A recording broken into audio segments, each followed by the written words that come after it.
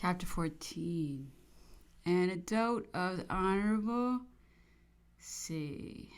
Conversation with Napoleon on religious subjects. Instances of priestcraft recounted by the Emperor.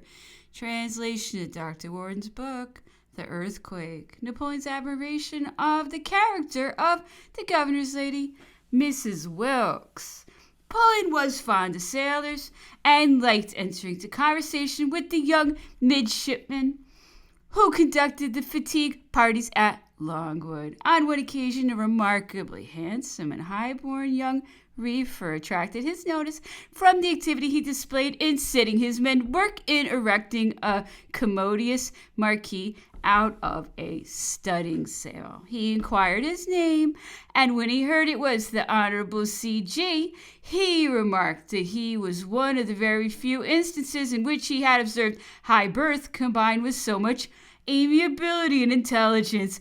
We told the Emperor we had the pleasure of being acquainted with the young middy he so much admired, and that he was the most popular of any of his young companions in the wardroom.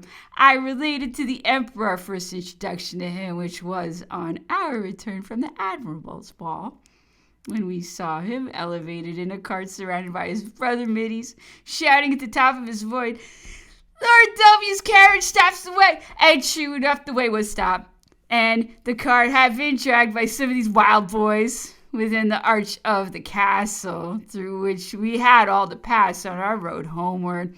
The next time we heard of him, our sympathies were excited by hearing he had narrowly escaped being drowned, and afterwards being very nearly shot when rowing guard one night. The surf was dangerously high, compelling his boat to keep offshore. And when hailed by the sentry, the roaring of the sea against the iron-girt rocks prevented the countersign from being heard. The guard then fired in amongst the crew, but our gallant young friend most providentially escaped with his life. We concluded our history of the middy by telling Napoleon that his talent was equally distinguished in performing his duties, either on sea or land, and that Sir Pulteney Malcolm had made a farmer of him, entrusting to his management the superintendence and cultivation of one of the government farms. The admiral declared that he had never before seen such vegetables produced on the sterile rock of St. Helena. Napoleon's concluding remark was that whatever British sailors took in hand, they never left undone. When we were visiting Madame Bertrand's, we always passed our Sundays as if at home, reading the lessons for the day and observing the prayers. One Sunday morning, Napoleon came bustling in, and seeing me very earnestly employed reading aloud to my sister, asked what I was so intently engaged upon and why I looked so much graver than usual. I told him I was learning to repeat the collect for the day, and that if I failed in saying it, my father would be very angry. I remarked, "I suppose you never learnt a collect or anything religious, for I'm told you disbelieve the existence of a God." He seemed displeased at my observation and answered, "You have been told an untruth. When you are wiser, you will understand that no one could doubt the existence of a God." My mother asked him if he was a predestinarian, as reported. He admitted the truth of the accusation, saying, "I believe that whatever a man's destiny calls upon him to do, that he must fulfill."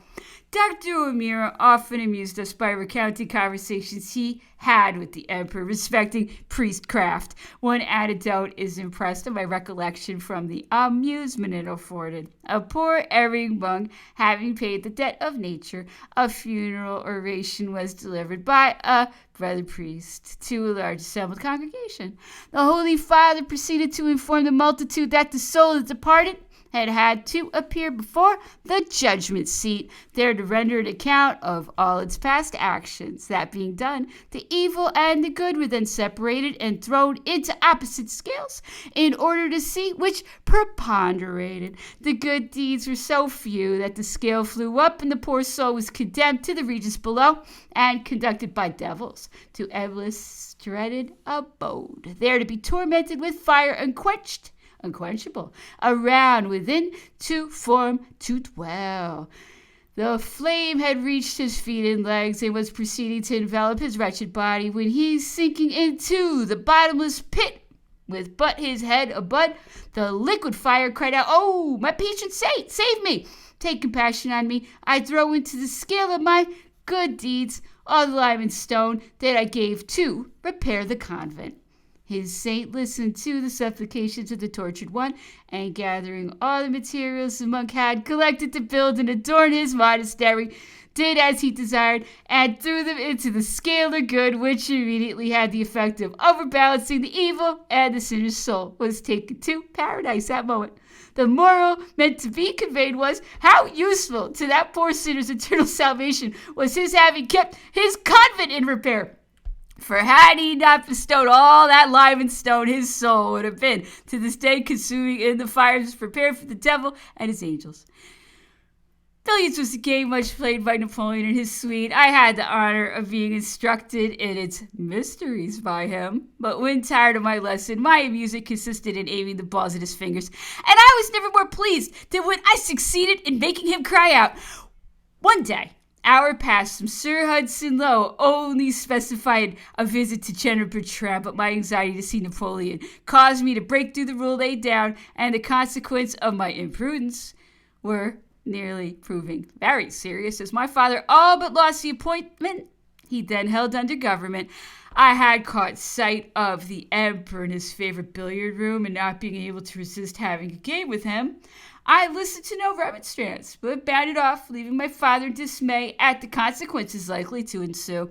Instead of my anticipated game at throwing about the balls, I requested to read a book by Dr. Warren, the surgeon of the Northumberland, that had just come out.